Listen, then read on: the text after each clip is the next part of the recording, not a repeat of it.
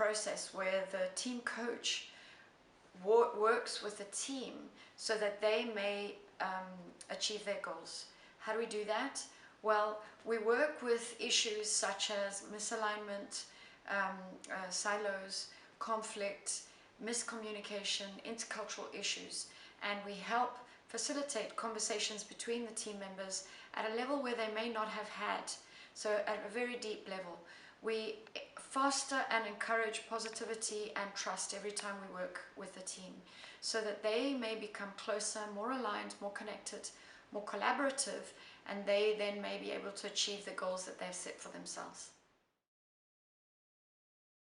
There are many reasons why a leadership team may employ a team coach and look for team coaching.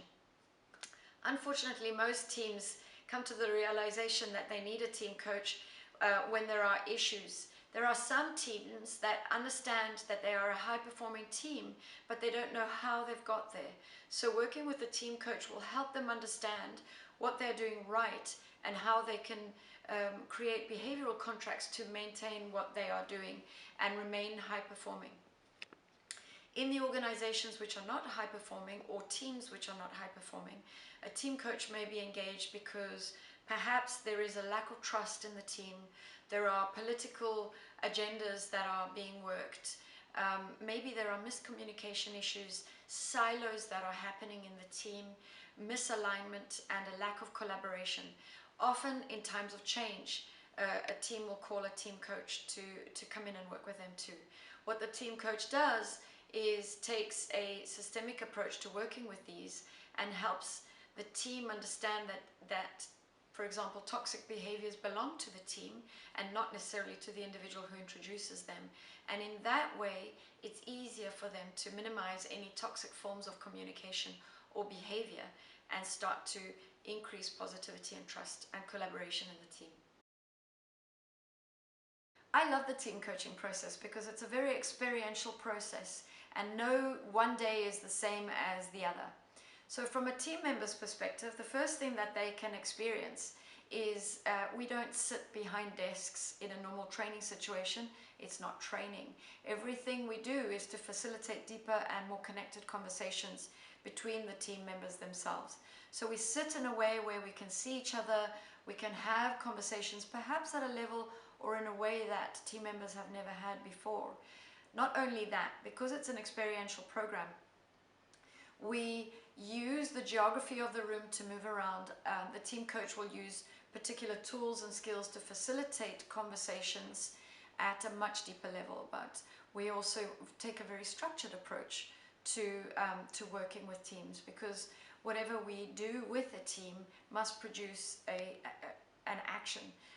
What that means for us is that the coaching happens after the coaching, so lots of awareness and aha moments are experienced in the coaching itself. However, the teams commit to certain behavioral agreements that they take back into the workplace so that behavior may change in the workplace, and that's the objective of team coaching. A systems coach is the coach that takes the perspective of coaching the entire team as one rather than coaching the individuals of the team. Almost like a music conductor, where the conductor works the band to create beautiful music.